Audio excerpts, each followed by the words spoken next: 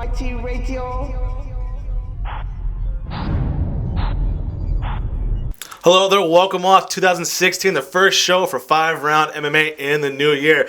My name is Alex Ramirez, alongside me my co-host Guillermo Cita, Albert Cita. Before we get started, I'm going to take care of a little business. Today's show is brought to you by our fine line of sponsors, first with Rocking Green eco-friendly cleaning products, the 5 Rounds clothing line, and of course the RMA Foundation Redemption Martial Arts. So gentlemen, Happy New Year. Happy New Year to you. Microphone to you. There, yeah, sorry. If you hear an echo, that was Guillermo there. Albert. Guillermo. I need the coffee to kick in a little bit. Coffee to kick in.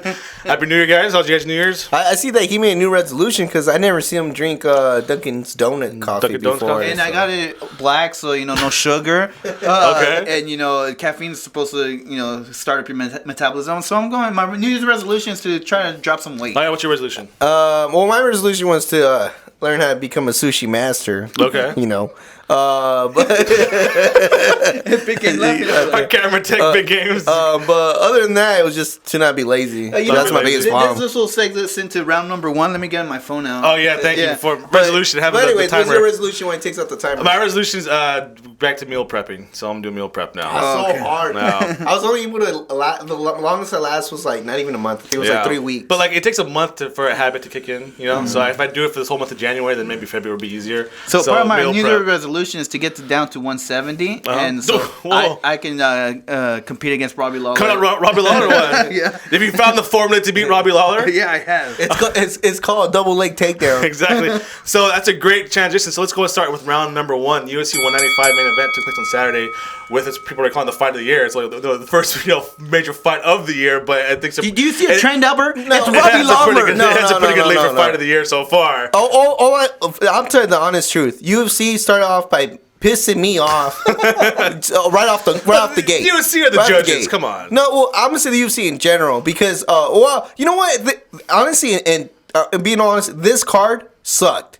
And I'll give my argument. One, all the fighters that I think were showing potential or showing that they're gonna win, they kind of like Hannah Brow kind of flayed it out in that fight when it would look like it was gonna be a good fight. Oh, Diego Brandao. Yeah, Diego Brandao. Sims was looking fabulous in there, and then he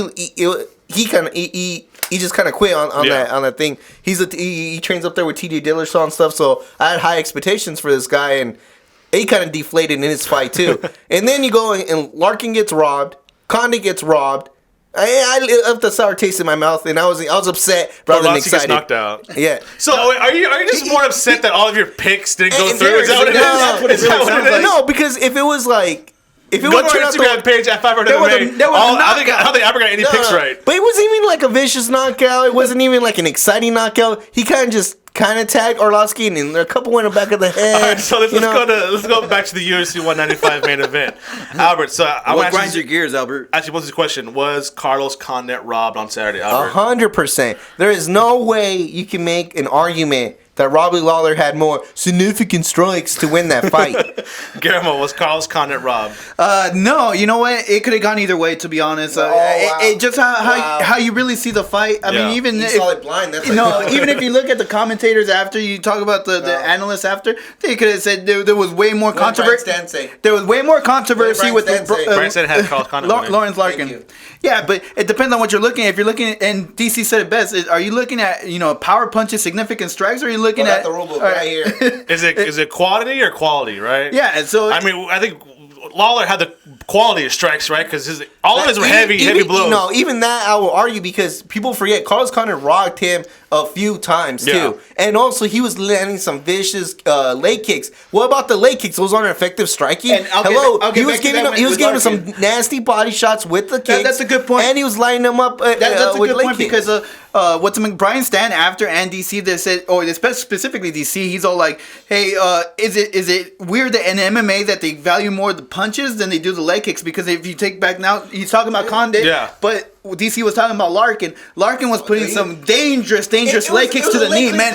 I felt so bad for that guy. It could have been a torn ACL, those deadly dead kicks to the knee. He was doing a weird, spinning back kick to the thigh. I have never seen a kick like that ever in MMA. It's called the monsoon, so you know. Is it kind of like, is the leg kick the equivalent of a jab in boxing? No, but some of those kicks were so devastating, even though they're below. It's just everybody wants to see everything to the face. Yeah. And I think that's what helped Robbie Lawler. That's what helped, I forgot his name.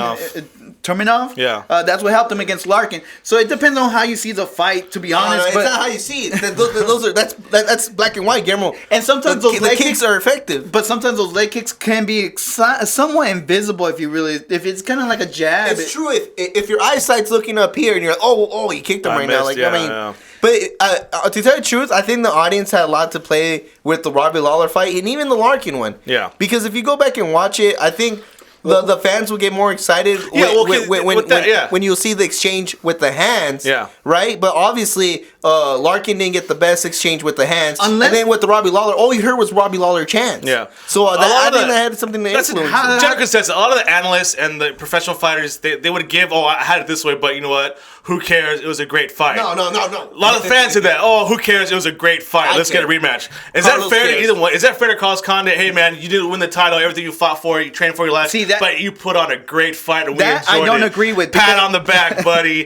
Go home. First of all, this isn't Japan. All right? We know that wins and losses matter here in America. Yeah. So, yes, it does matter, fans. Yeah. Yes, I don't care if it was fight of the year already. I care who wins. The thing is, it's not like sports team where you fully back them up, whatever. Yeah. I mean, unless you're a hardcore MMA and you're with the camp of Carlos Condit, you don't want to see that for your guy. Yeah. I mean, and on top of that, it's different to see a good like Laker game or whatever because guess what? Even though a team loses, you get to see them again and maybe redeem themselves later on. In this fight game, that could have been your last fight. Yeah.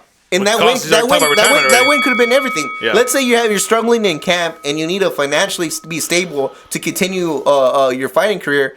That win meant the whole world as far as your career. Yeah. So don't give me so don't give me that whole it was a good fight. Good fight. Everybody's no losers here tonight, right? No, there was a loser. It was Carlos Condit.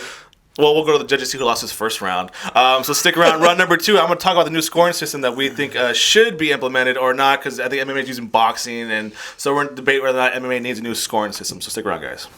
All right, welcome back. Time for round number 2. So now the biggest the debate was how wrong the judges got it, or how right they got it, or what they were seeing, what they aren't seeing, what they're scoring, what they aren't scoring. So Joe Rogan sent a tweet over the weekend. I forgot what day it was, but he said that it's ridiculous that MMA is using a 10-point score system like boxing. And Albert, you have the official rules of what they're judging, right? So just go over some highlights. What is a judge supposed to be looking for when judging an MMA fight? Well, I'm gonna tell you. First of all, I'm gonna tell you exactly what they weren't doing because. Thank you for that. Because it specifically says you should rule on this criteria: ring/fight area. That means who controls the ring/fight area. At the effective striking, right? But it doesn't say the volume or whatever. Effective striking, which is up to interpretation, right? And then the person who has the effective aggression in the fight and defense. So it's almost like it has to be a combination of offense and defense. Who had the most control of it or most effective one? And as far as the 10-point system, the funny part is it gives you criteria all the way to 10.7. But after that, it's like, what? I guess you can't. There's no way you can get 10.6 because there's no rule that says what 10.6 is. So it's 10.7 and above. So I don't even know why we even go up to 10. Shouldn't we just go up to 4 or whatever it is? So, I mean, this is like, even when GSP was a welterweight champion, how much value the takedown has. Remember, there's a good while where the wrestlers were dominating MMA until UFC. It still is. And how much is a takedown worth as opposed to how much is going after a significant strike or aggression? So can a guy be doctored points for just taking the fight to the ground? But see, taking it down to the ground is showing aggression. Yeah. So an effective grappling. Sorry. So if you really look at it, someone trying to get a takedown, they're being aggressive trying to get the takedown. That's why they rob a lot of the rounds, because all they got to do is get a takedown, and it shows that you're more aggressive than your opponent. And it's funny because even explains what they mean by being aggressive or control. It means moving forward and landing illegal strikes. Okay. So moving forward, that's Carlos Condit. If you watch the fight again. To be the whole defense thing is avoiding being struck, being taken down, or reverse a counter with an offensive strike. Okay. The real problem, he can read all he wants, is how do you interpret this? Even if you break it down, how are you going to interpret it unless you make it really a fine line? I mean, like a foul in soccer, a foul's a foul. In basketball, it's a foul. You hit him, a foul's a foul. How do you do that? Are you going to measure who got the most takedowns? That's going to get 1 point. Yeah. Whoever it's landed more strikes, they're gonna get that 1 point. Well, obviously, 'cause you gotta make it a little bit more simpler. There's too much gray area in just reading the rules. There's too many gray areas because his opinion is way different from my opinion, and he's all the time wrong. So and see, that's what happens with a lot of judges. It goes from opinion to opinion, and there's a lot of gray area in interpreting these rules. I think the work that's worse than fighting is football. It makes me mad because we can never tell what's a catch and what's not a catch anymore. What's a forward pass or not? No, because I've seen perfect examples every week. They're like, oh well, that wasn't really a catch. I was like, how the hell was that a catch? And then the next week they call it, oh no, that's a catch. Yeah. But it's all about control possession, and that's a gray area too. And when it comes to football. But they're clearing that up. So now a clear possession. Now we're getting to football. But I mean, like you take a step or a forward progress step, and then it counts as possession. Well, if we can't, like, even if the UFC wanted to change, they can't. They have to go to every athletic commission, right, and ask for a change. I mean, they may lead the charge. Let's get, hey, Bellator, hey, let's get behind us and won't lead the charge. They have implemented a new scoring system. Just like what ONE FC is doing in Asia, they're implementing a new weighing system. Maybe this is a new fight for MMA in America. Let's change this whole how the judges see it, because I mean, how many time and time again we've seen a guy being so quote unquote robbed because the judges don't know what they're looking at. Nobody knows what they're looking at. My thing is, why do they even use a boxing scoring system for MMA? It's because they don't know. All these was implemented when boxing was king, and like this is a new sport. Well, it's like boxing, right? Let's go. I don't know how you judge a kickboxing fight or a Muay Thai fight. Maybe just look into that. Are those 10-point scoring systems as well? I'm not too sure. So, I mean, I have no idea where you start at. Well, this is the other way you can kind of change the rules. If UFC went more to like how Pride had it, where it's like the first round's 10 minutes. Well, then nobody would finish. Nobody would get out of the first round. There you go. How many decisions did you ever find in Pride? It's funny because when it comes to sports, people finding it scary to use technology to kind of mark stuff, or that's when it gets kind of hairy. But the technology's there. They can somehow have a monitor next to them that records all the strikes, and where it has landed, and just have like some kind of database next to them or something like that. I mean, technically they could do that, because we see the stats right away as soon as the round ends. I think it was New Jersey was going to have the judges in soundproof booths, which I think would be a lot better too, because that brings up to so that could be something New Jersey try looking at that. So we'll see how this goes. I think it's a long debate. I hope, do they have monitors? Because I really hope because sometimes I think, dude, the round's over. But let me put this in last there. one. When you're there, all illegal strikes. Do not count these judges after the bell. When you're there in person, you really do miss a lot, because you get kind of hyped up with the whole environment that maybe you don't concentrate as much as you should have. Yeah, so I think this would be the big debate for 2016 so far. Last year was the uniform policy, new scoring system might be. So that's it for round number 2. Stick around for round number 3. We're gonna talk about the welterweight title picture and who's next in line. Should automatic rematch be set for Condit, or Tyron Woodley's waiting in the wings? So stick around, guys. All right, time for round number 3. So now the kind of dust, I guess, is kind of settled. Now we can try to look forward to the future of the welterweight division. As of this recording, guys, there has been no announcement of a rematch. And it should be Damian Maia. Should be Damian Maia. I'm gonna jump the gun. Question: who's gonna be next for Robbie Lawler? Damian Maia. I mean, what else does the guy have to do? You can even look back at his 185. I think he, other than Luke Rockhold, obviously, performed very well against Chris Weidman. It wasn't a couple days' notice, whatever, but he still had a great performance. And since dropping down to the welterweight, other than Jake Shields, because Jake Shields, if he grabs you, he might not let you go. The vice grip. But other than Jake Shields, he has looked phenomenal in the welterweight division and against stand-up fighters. I think that's the real nail in the coffin here, because Robbie Lawler, to tell you the truth, we have only seen one dimension of his fighting game, right? When he fought Johnny Hendricks, he technically lost both matches to me, in my eyes, and it was because of the grappling. And I think Damian Maia's superior grappling is gonna be world of trouble for Robbie Lawler. And even though I'll make the argument, I wouldn't mind seeing Tyron Woodley against him. But my pick's Damian Maia. So Guillermo, Fox Sports, I kind of love this. They had Tyron Woodley as analyst for UFC 185. It was him, DC, and Kane Florian. I love the fact they got this guy who's heavy investment in the main event. He's saying, I'm next in line. No more rematches. I don't want to see no more rematches. DC kept saying Damian Maia. I don't know if it was a joke or not, because he kept talking about Tom Woodley, the guys right next to him. But who do you like next in line for Robbie Lawler? This is a guy who kicked the ACL out of Carlos Condit, remember, right? But here's the thing. He also got dominated by Roy McDonald. But the thing is, Tyron Woodley has more the names in the welterweight division under his belt in terms of the elite of the elite. If you look at Damian Maia, who he's fought in the past or leading up to it hasn't been the top 5. It's been been everybody below that, and it didn't even Damian Maia say after it's like, I'm tired of you guys giving me lower ranked guys. After his last win, Yeah, he's all like, give me someone a little bit higher. Tyron Woodley has the names to back it up. It's not Tyron Woodley's fault that some of these guys got injured, or Kevin Gastelum, what was the weight issue. It's not his fault that all these things happen. So, but in terms of names, I think Tyron Woodley's a better sell for Robbie Lawler than Damian Maia, and just names alone.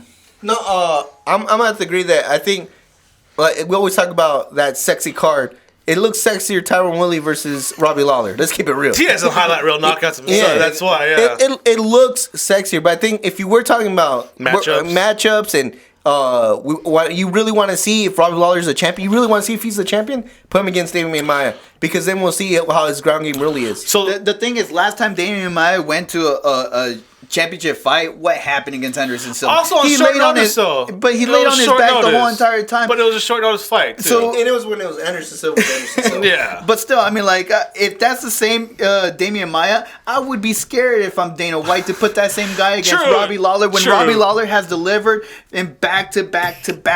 How many now in a row has Robbie Lawler showed up to fight? Yeah. And if you're just going to have Damian Maia lay there waiting for Robbie Lawler to jump on top of him, that's not going to be exciting. If you put Tyron Woodley there, you're going to get fireworks. You're going to get 2 knockout powers. And again... Look, Guillermo brought up a good point. He said, we're talking about previous fights, and that shows that Damian Maia... Well, let's look at previous fights of Robbie Lawler against people that are ground specialists. I mean, Tim Kennedy has a win over Robbie Lawler, ground specialist. Yeah. The Alligator, come on now. Yeah, Johnny Hendricks. Nick Diaz in there somewhere? Is Nick Diaz in there somewhere? Yeah, way down here. Way down the beginning. Yeah, Jake Shields beat him. Jason Mayhem Miller beat him. Nick Diaz knocked him out. He didn't even need to go to the ground with that guy. But what I'm trying to say is, he has shown that he struggles with these ground grappling guys. You just answered the question for me. Put Nick Diaz versus Robbie Lawler. So let's go. We have 1 minute left, so let's go to the extreme hypotheticals here. But there's rumor GSP want to return. He's going through a training camp. Easy win. Easy win for GSP. If he wants to come back, should he get a title shot? I think so. He never lost it to begin with, so okay. I think so. And I think he's such a big money sell, so why not? Even another hypothetical. If he re-signs with UFC Benson Henderson, should he be next in line? No. 100% no. No, former champion? But he hasn't fought anybody high. But former champion. And then again, Conor McGregor's going down getting title shots. I don't want to see another striker against Robbie Lawler. Okay. Cowboy Cerrone just dropped down the announcement to go to welterweight. No. So is this kind of a bad move for Cowboy? I mean, obviously lost a title fight for in lightweight, but now the welterweight. Now it seems to be a log jam now. I think it's tough to sell Benson Henderson in this weight class. I think it might be tough for Cowboy Cerrone because actually he wins after this fight and you give him a top 5 guy. Oh man, I don't know if it's gonna come out good for Cowboy Cerrone. Well, the thing is that if you look at him at lightweight, he looks pretty tall. So I think if he has a body frame, we'll see. Yeah, but what about the frame? That's what you forget. Like I thought Benson Henderson was big until I saw him against the other guys. So before we close out, percentage chance rematch between Carlos Condit and Robbie Lawler. That's a 25%. 0%. 0% chance? I think 0% chance. Yeah, I think it'll be somebody new. So that's it for round number 3. We'll take a quick little break. When we come back, we're going to switch gears. No more welterweight division. We're talking about the big boys, the heavyweight division. And I think we have a new contender in the heavyweight division after Saturday night. So stick around, guys. He's been the contender. Welcome back. Thanks for sticking around that short little break. So there was some other news in UFC 195. Co-main event to speak was a heavyweight bout. Had heavy title implications between Stipe Miocic and Andre the Pitbull Arlovski. Took about Stipe 55 seconds to knock Andre out. After the bout, Stipe went to the side of the cage, screamed at Dana White. So I guess that's all you have to do is just threaten Dana White's life. He screamed at him so loud that give me my shot, He walked away and then went back and started screaming again, give me my shot, give me my shot. So bad he lost his voice after that. He said, "So Guillermo Cita, you're the biggest, you're the heavyweight expert, I guess. Stipe Miocic, number 1 contender." I've been saying this from day one that Stipe Miocic will be the title champion at the heavyweight division. Will he have a front row seat at UFC 196 when we're doing faces off against he will. Velasquez? He will because if you really think about it, it's between Stipe and Alistair Overeem now. Okay. Overeem did us such a big favor because now he did. Me and Stipe are gonna meet Cain Velasquez, and that's gonna be the big sell for Dana White. I hope Dana White's listening. You already got Cain Velasquez beaten Verdum already? Yes, I do. Sorry. I'm just a Cain fan. But that matchup, I'm torn between Stipe and Cain Velasquez because Stipe Miocic is even though he's only, 30 years old? No, he's in but 32, something like that. But he's in his low 30s, so I mean, like this guy, I can't see him. I thought he beat Junior Dos Santos, but I don't see anybody beat him in the heavyweight division besides Cain Velasquez. And that's scary. I mean, to give you credit, you were on the Stipe train a long time ago. A long time ago. I think even before he was fighting Mark Hunt, you were calling for Stipe. Even before the JDS fight, you were calling for Stipe to get up there. But Albert, okay, so obviously I think it's between him and Overeem, right? Overeem knocked out a former champion, Dos Santos. 33. Butch just knocked out former champion Arlovsky. I think more consistent fighter's been Stipe, right? Yeah, every fight he's been in, he's getting better, right? And I mean, like, in the first, you question his cardio. He's worked on his cardio. You question his knockout power. He has knockout power now. So, I mean, like, he could wrestle. He could do everything. I think he's the next in line. Do you think Stipe has the tools to beat Werdum or Velasquez? Because technically, neither. Werdum's still champion right now. I think neither, to tell you the truth. Stipe is a really, really good fighter, exciting fighter. I thought he won the JDS fight, but... This is where Albert's wrong. I struggle. Look, Stipe Miocic has the best chin in the heavyweight division at this moment. And that's all you need in the heavyweight division, to be honest. No, that is all you need, but he also got TKO'd by Stefan Struve. So that tells you he does have a questionable chin. Maybe the heavyweights aren't getting to it. He ate him for breakfast. Yeah, but a Cain shot could be different than a JDS shot. True. We've seen that. The other thing, too, is we never seen him really grind it out. He's been lucky to be in the upper hand in those grindouts, like against Mark Hunt. But those are I think. But that was a slugfest. Those are slugfests, are different from like having a guy hug on you the whole time, right? That's what I'm trying to say. Someone like something Cain would do. Yeah, and that's it. I told you guys that's the only matchup that I would worry about. Stipe, just Cain Velasquez. Verdum can do the same thing though too. But how many times? Verdum has shown he can isolate your striking and take it to where he wants it, which is the Verdum has shown game. that he can get knocked out with the one significant punch. But so as Miocic has shown that he gets. I think Stipe is a great fighter. He has one loss, but 2 losses. I think what is hurting him is that he got into MMA game so late. He turned pro in 2010. He's only been for 5-6 years now. When you got Werdum, lifelong fighter, Velasquez, who's been fighting, I think around the same amount of time, but a little bit younger, a different high caliber level athlete. So. That's the only thing. I think we're on agreement that Stipe should be no more contender, right? Yeah. But here's the thing. Albert has always said that the heavyweight division, anybody can just jump in as long as you have a strong chin. He says it in the past. True. Stipe Miocic is putting all of these tools together, and he has a chin to back it up. He can say the Stefan Struve all he wants, but besides that Stefan Struve fight, he took the best shot from JDS and didn't go down. Yeah, I'm convinced he's number contender. Am I convinced he could beat Werdum or Velasquez?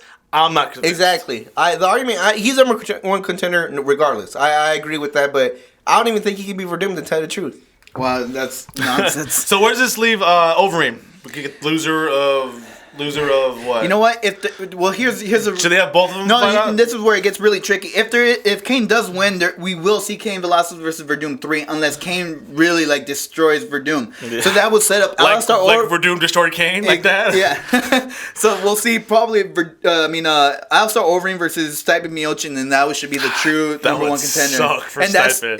It's stuck for both of them. Honestly, and it'll suck for Cain because again, it'll hurt his legacy that he's in another. What is it? A 3-fight. He's fought 3 guys in 6 years. Yeah, and it's not his fault that it's been three fights after 3 fights after 3 fights. How do you think Stipe is gonna? Will Stipe's next fight be for the title? I think so. You think so, Guillermo? No, you said no, right? If Cain, it will be. It will be? It'll be against Cain. Right. That's it for round number 4. Round number 5 is coming up, and it's a new year, so we have to talk about Conor McGregor, guys. I'm sorry. It had nothing to do with this card, but I found a way to sneak him into the show, so stick around. All right, time for the 5th and final round. So UFC 195 had nothing to do with Conor McGregor, but everything to do with it. I found a way to sneak him into today's show. A pretty significant lightweight bout took place in the prelims, the Fight Pass prelims, I think, right? Yeah. Between Dustin Poirier and Joseph Duffy. These are 2 men who Conor McGregor both faced in the past. He beat one, was defeated by the other one, but this is in the lightweight division. Joseph Duffy was the last man to defeat Conor McGregor in the lightweight division before McGregor moved down to featherweight, and Dustin Poirier was, I think, the first real significant win for McGregor in the UFC. So now all this talk of McGregor going up to lightweight to face for the title, but these are, I think, pretty good measuring stick, right? So the man who was defeated by Conor McGregor at lightweight was pretty much manhandled by Dustin Poirier, who was defeated by McGregor at featherweight. So Albert, help me, or one of you guys, help me try and mix this in or digest this all. So what does it say for McGregor's chances in the feather and lightweight division? Well, first of all, it says that him and Dustin Poirier are now tied. So, I'll tell you. So they have to fight again at lightweight. Yeah, and the other thing is maybe that's the whole reason why we were seeing him in the featherweight, knowing he was having a tough cut. Maybe. But then again, that was a different Conor McGregor. If you watch that Conor McGregor, because I've seen those fights, he doesn't move the same. He doesn't even have the same swagger he has now. So there's a lot difference between that Conor McGregor and this Conor McGregor. I know how a lot of fighters like to say, "Oh, I redefine myself." No, I think I literally see two different fighters. If you watch one of his old fights and watch him now, there's so much difference. I think and so much leap, but. It could be the weight. Could have been the whole thing. Joseph Duffy defeated Conor McGregor in 2010 with the submission arm triangle choke. Yeah. And after that, McGregor let him go down the featherweight, and then the rest is history. Dustin Poirier was a featherweight, kind of floundering, not doing good. Then you know what? After losing McGregor, he said, "You know what? I'm going to lightweight." Since then, it's looked phenomenal. Guillermo, so what's this? Like I said, answer this question. What is this kind of? Is this a good measuring stick for McGregor, or should we just not completely ignore Duffy and Poirier? Here? I'm scared for Conor McGregor. Okay. And I'll tell you why. The good thing is he's a featherweight champion, and he can go to lightweight and get that money fight right now. Because the way it's looking at lightweight, I don't think Conor McGregor is going to have all the advantages he has at the featherweight division. Because if you look at it, he's the tallest, he's the biggest, he's the fastest, he's light on his feet. You're talking about, I know it's only 10 pounds, but if it's walking weight and he's not doing as much cardio, all those advantages he had at 145, he's not going to have at 155. Yeah. Plus, now you're talking about more power from the opponents he's going to be facing. So he's going to be facing harder shots. Some of these guys are very, very good at jiu-jitsu, a la Nate Diaz.